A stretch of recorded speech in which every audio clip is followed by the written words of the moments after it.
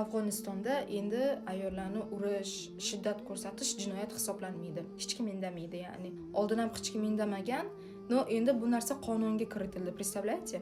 Ya'ni qonuniy mumkin. Men o'sha erkaklarni logikasini prosta tushunmayapman. Ayollar makiyaj qilsa mumkin emas, kabluk kiyish mumkin emas. Hattoki tualetdan, ko'chani tualetidan foydalana olmaydi, ochiq kiyina olmaydi, erkak ko'chaga chiqa olmaydi, o'qa olmaydi, ishla olmaydi. Qafasga tiqib qo'yishgan. Bu narsaga qanaqa оправдание keltirishgan? Harom. Dinimizda yo'q, islom shunaqa deb оправдание qo'yishgan.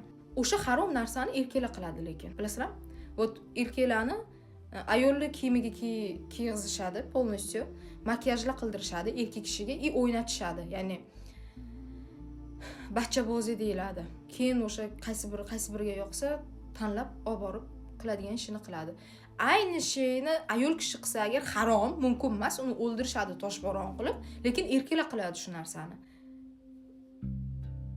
Shu narsani podдержка qiladigan odamlarga og'irroq jazo berilsin deb gapirib chiqsam agar, direktimga tahdidlar, so'kinishlar keldi ayrim bir erkaklar tomonidan. Birinchidan tushunmaganim, nimaga sizlarni zadis qildi bu gaplarim?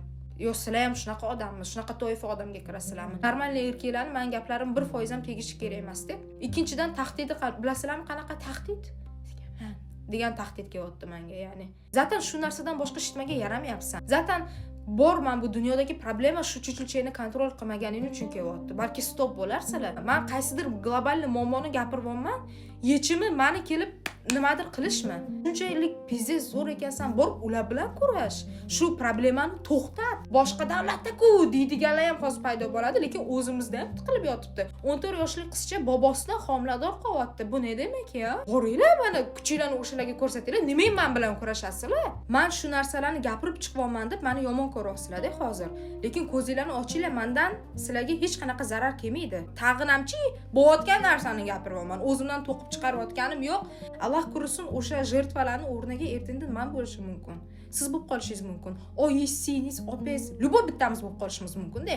Xo'p, bo'ldi, tushunamiz, ya'ni duxing yetmasa, qo'rqsang u narsalarga aralashishga-da. Qo'rqmayotgan odamni og'zini yopishga harakat qilma. Ras yordam bera olmayapsan, zararing tegmasin. Men bilan nima kurashyapsan?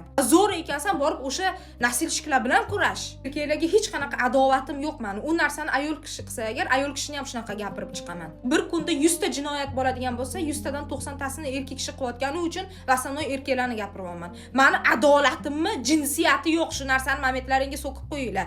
Извините, конечно, хотя нет, извинитесь, блядь. Charchadim sizlarga bitta narsani takror etaverib, no to'xtash niyatim yo'q.